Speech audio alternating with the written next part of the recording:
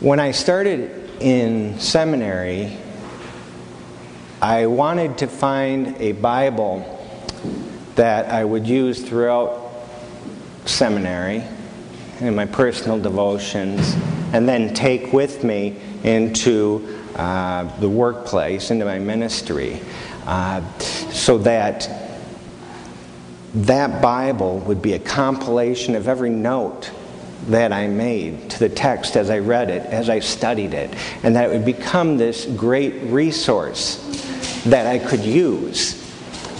And if you've ever gone studying or shopping for a Bible, you'll see that there are a million kinds of Bibles you can buy. Different translations, different kind of study notes, what have you. It's confusing. It's one Bible, but a zillion different versions. And one that especially intrigued me was that there was a version where you could get just the New Testament. Have you seen this? Just the New Testament. And I always wonder, well, who wants just the New Testament? Is it people that are looking for just the soft bits, the feel-good bits? You know, because there, God is gentle. God is proud of Jesus. And the interaction with God is primarily through this wonderfully loving character. The Old Testament, on the other hand, and the Old Testament God, has had kind of a tough go of it.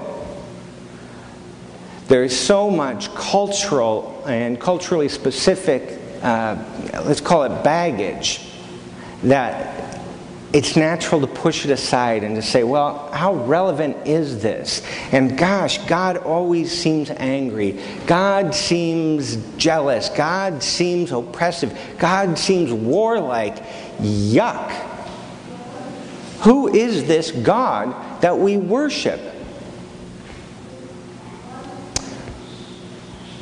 But as our psalm today shows us, the people who experienced God contemporaneous to the Old Testament times, while recognizing some of the more shadowy aspects of God.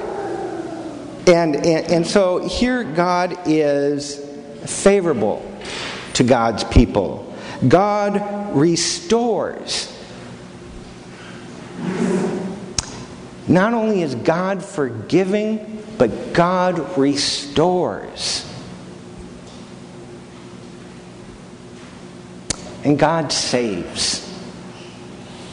This is the character of the Old Testament God. This is the nature of the Old Testament God that is consistent into the New Testament. And it is these characteristics, when we are called to follow Jesus, to be holy as God is holy, these are the characteristics we are called to imitate. Love, forgiveness, restoration.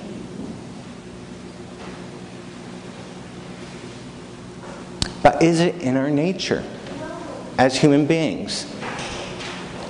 One of the most startling sights that we saw on the mission trip to Arizona was the day we spent in court. And I figure there were about 70 people who had been arrested. And they were going through the court process. And it was a very impersonal, quick process. I think 70 people were processed in 2 hours. Now, if you've ever paid a traffic ticket in person, you know you don't get out that fast. I mean, so they're ginning these people through.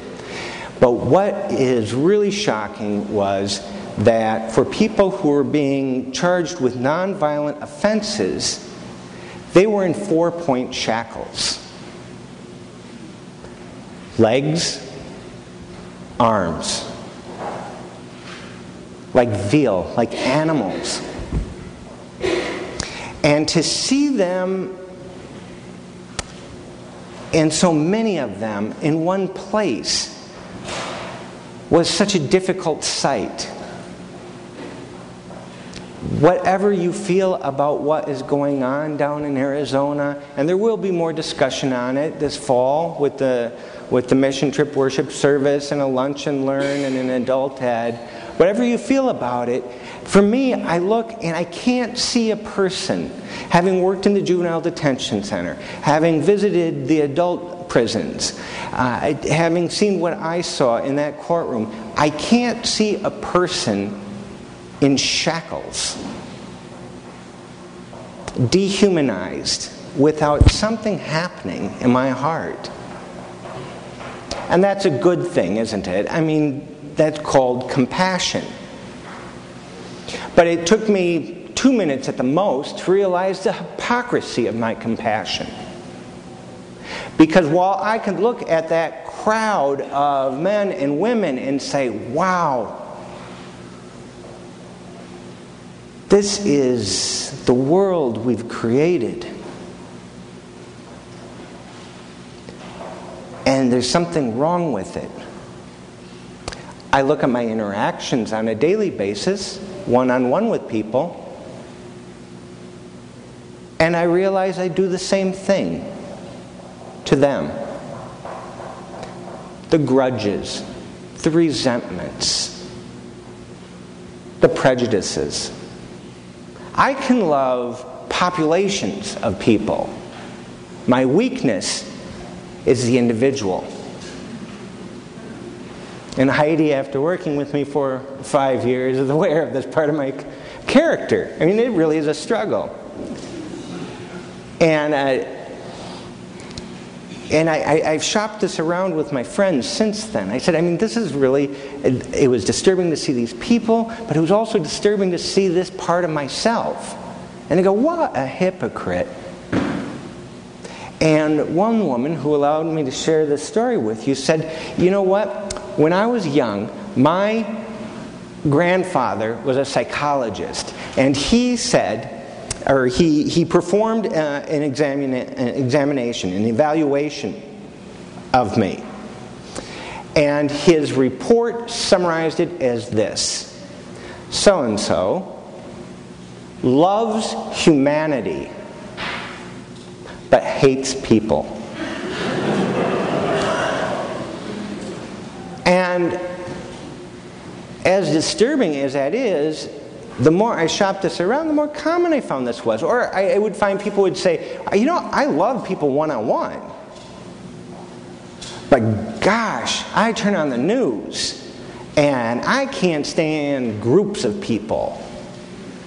I can't stand populations of people. So it's the same kind of thing in reverse. And so this challenge to love is so amazing. And I've done, since I've been here, it's again 5 years, I've done 4,000 weddings. Not really. And at just about every one of them, I've read this: if I speak in the tongues of mortals and of angels, but do not have love, I am a noisy gong or a clanging cymbal. And if I have prophetic powers and understand all mysteries and all knowledge, and if I have all faith so as to remove mountains, but do not have love, I am nothing. If I do not have love, I am nothing. And this is the crux of what makes our tradition countercultural. It is an edgy tradition. It may seem old-fashioned. It may seem benign, but it isn't. Because it says to us, look at that God of the Old Testament.